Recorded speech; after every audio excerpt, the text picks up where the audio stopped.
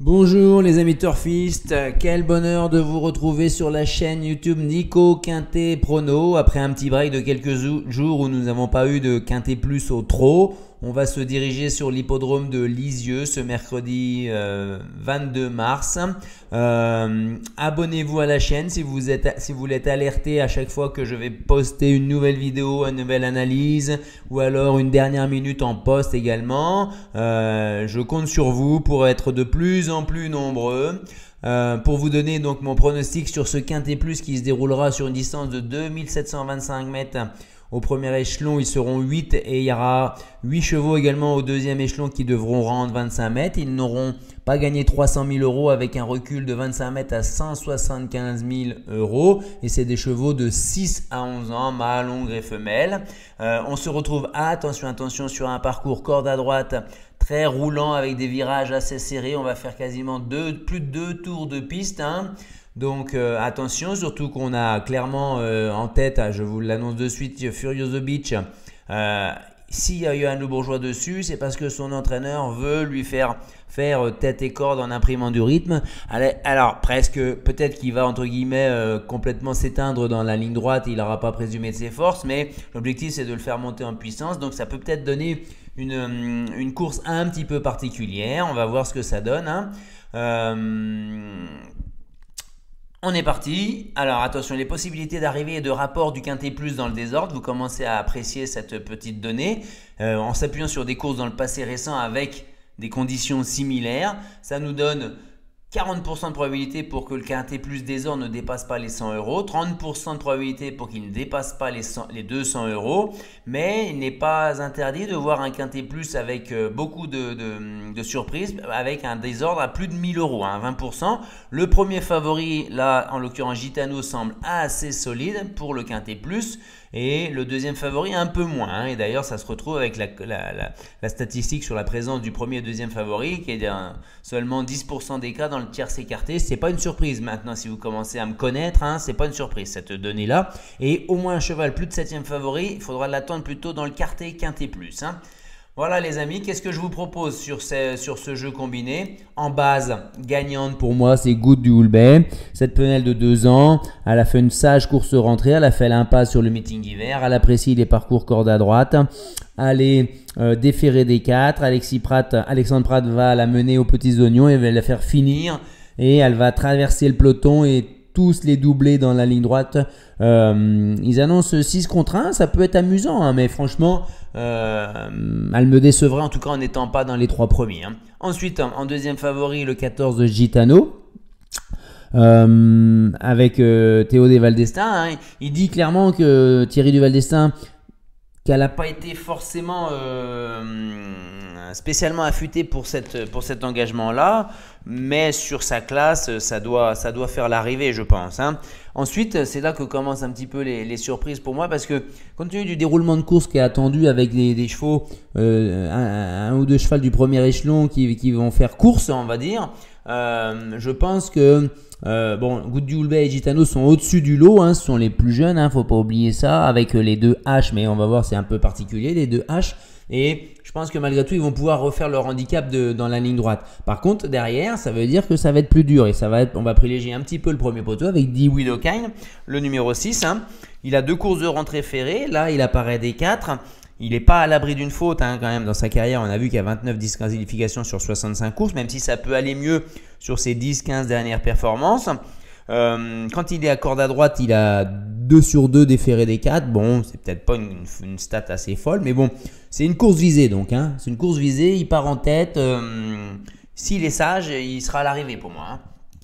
Ensuite, le 3 d'Alia Dupont, avec la drive de Moustique Anthony Barrier, déféré des 4, l'entraînement d'Emmanuel Varin. Certes, c'est un cheval qui a 10 ans, d'Alia Dupont, mais c'est sa deuxième course après un bail de 2 mois, c'est pas énorme non plus. Il était ferré avec Raffin qui, certes, ne le drive pas là, mais le retient dans son pronostic. Ça veut dire qu'il y croit quand même un petit peu par rapport à l'objectif qui est visé. Il est juste derrière Gitano cet hiver à Vincennes dans un Quintet Plus, dans des conditions qui étaient légèrement moins relevées, où c'était fermé à 153 et 261 au 25 mètres et sans les 6 ans. Malgré tout, Il va défendre chèrement ses chances et on peut le mettre pour une 3-4e place. Voilà. Ensuite, je vous mets Krakatou. Alors Krakatou, on commence à bien le connaître. Il vient d'être 3 fois disqualifié. C'est dommage parce qu'il pouvait envisager un bon classement dans des lots nettement supérieurs. Corde à droite, il n'y a pas de souci. Depuis octobre 2021, c'est 9 sur 14 dans les 5 premiers. Il a été notamment deuxième de Galette Steed, qui est quand même une belle référence. Il n'est pas des mieux engagés, certes, mais il peut sortir par la grande porte pour sa dernière course de sa carrière, un peu comme l'a fait Canoise Dagon l'autre jour à Cagnes-sur-Mer en l'emportant. Bon, là, vous voyez, je le mets pour une belle place, on va dire sage, il fait l'arrivée. Ensuite, on mettra le 10, Elliot KO. Alors lui, cette course lui tendait les bras pour moi. C'est un 6 ans, le lot était assez creux, vu ses performances cet hiver, mais seulement il est plaqué, c'est pas un objectif. Son entraîneur déclare qu'il va faire des essais en le faisant finir, en venant de l'arrière, en étant donc davantage attentiste, sans enraînement. Donc ça peut être un peu acquis tout double sans enraînement. Raffin qui vient de l'emmener, de le driver 3 fois de suite dans des lots nettement supérieurs, ne le place d'ailleurs que 7e dans son prono. Dans la presse, il est seulement 8e de la presse. Il l'annonce à 23 contre 1 dans le turf. Mais sur sa classe, il peut prendre une place pour moi. C'est amusant en tout cas. Et puis dans un lot creux comme ça, on va le mettre. Ensuite, on va mettre le 1, le fameux Furioso Beach, qui est annoncé quand même à 29 contre 1 parce qu'il y a Johan Le Bourgeois, mais je pense qu'il y aura un peu plus. Alors lui, il fait une deuxième course après un break de 5 mois là par contre, où il vient de rentrer en étant 7e à Caen Ferré. Pas mauvaise course. Là, il est D4, Johan Le Bourgeois. Certes, il n'a pas été dans les 3 cordes à droite depuis novembre 2021, donc c'est pas évident, même si il prend toujours des petites places. C'est pour ça que je l'ai mis assez bas, mais c'est sûr que c'est annoncé, ça va être tête et corde. Et est-ce qu'il va pouvoir conserver une place? On verra bien. Mais bon, c'est également un outsider très très très amusant, on verra. Peut-être qu'il va dégueuler, excusez-moi du terme, assez vite dans le parcours. Et enfin, on va terminer avec le 13 Express de Liton, qui aura contre lui de faire une rentrée de 53 jours, je crois, ce qui est quand même pas anodin non plus. Il reste sur une superbe victoire à Vincennes, qui ne souffre d'aucune contestation. Il a Mathieu Abrivard. Certes, il est seulement déféré des postérieurs. Il a été assez malheureux, un peu inconstant.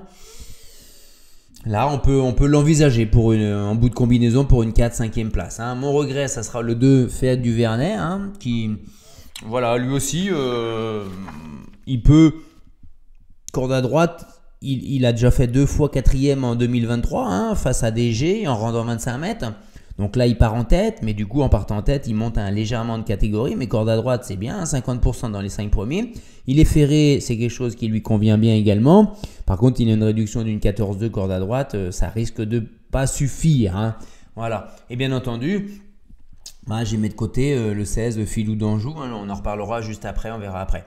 Voilà pour mon jeu combiné, les amis. Ensuite, alors, on va avoir le béton, donc sans surprise, Goutte du Houlbet. Il peut y avoir une belle cote à la gagne, mais je le vois dans les 3 premiers. Pour moi, la femelle, elle doit pas sortir des 3 premiers, franchement.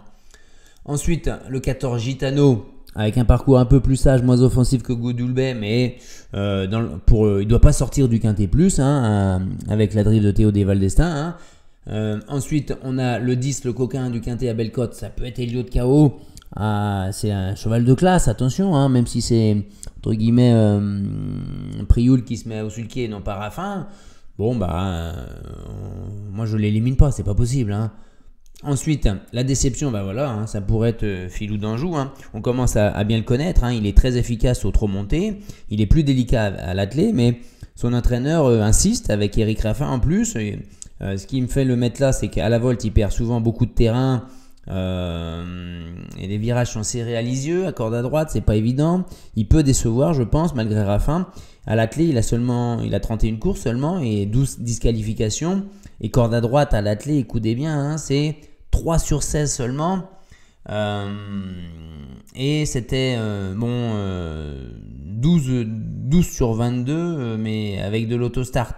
Donc voilà, il a besoin de ça. Non, pardon, c'est pas 12 sur 22, c'est en décembre, il a fini 2e à Vincennes. en décembre 2022. Il a fini deuxième à Vincennes, mais c'était avec un départ autostart où il perd moins de terrain. Là, s'il perd du terrain et au 25 mètres, ça va être dur de revenir. Hein. Après, vous en faites ce que vous voulez. Hein. Si vous voulez le remettre dans mon jeu à la place d'un autre, allez-y. Hein. Ensuite, j'ai Fantôme, on prend des risques un petit peu là. Hein. 4, Fayette, 5, Gaz de Caen, 6 et 8, Escort Girl. 11 Astronaute, attention, un cheval de classe, mais pas près du tout. Astronaute, il s'est fait opérer, il est ferré, c'est sa deuxième course depuis septembre 2022 seulement. Et le 15 Farid Jouememès, son entraîneur ne déclare pas prêt non plus. Pourtant, il a du potentiel, mais ferré au 25 mètres à ce niveau, deuxième course de rentrée après 5 mois d'arrêt, c'est non. Alors voilà les amis, on se retrouvera je crois jeudi pour le Quintet Plus et la réouverture de Vincennes vendredi soir. Abonnez-vous, likez tout ça. Si tous ceux qui étaient abonnés likaient, ça ferait une visibilité pour la chaîne. Super, je vous remercie.